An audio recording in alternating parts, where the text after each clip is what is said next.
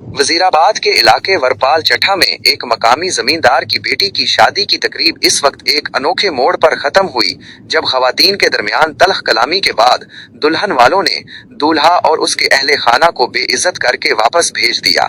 दूल्हा दुल्हन लिए बगैर खाली हाथ लौट गया, जबकि दुल्हन के वालिद ने अपनी बेटी का निकाह उसके मामूजाद से करवा दिया। जराये के मुताबिक मकामी जमींदार फखर जमान की बेटी की शादी बैरून मुल्क मुकीम डॉक्टर बिलाल से तय थी। बारात धूमधाम से बैंड बाजे के साथ आई और खूब नोट निछावर किए गए। शादी की तकरीब में मुबैना तौर पर खवातीन के दरमियान तेज जुमलों का तबादला हुआ, जिसके बाद सूरत हाल कशीदा हो गई। दुल्हन वालों ने बारातियों को खाना खिलाया और फिर उन्हें रुखसत कर दिया। उसके बाद दुल्हन का निकाह उसके मामूजाद के साथ करके उसे रुखसत कर दिया गया। जराये से ये भी मालूम हुआ है कि दुल्हन वालों का कहना था कि शादी से पहले ही ससुरालियों का सख्त रवैया नाकाबिले बर्दाश्त था और अब शादी के बाद बेटी को किसी अजियत खाने में भेजने के मुतरादिफ है।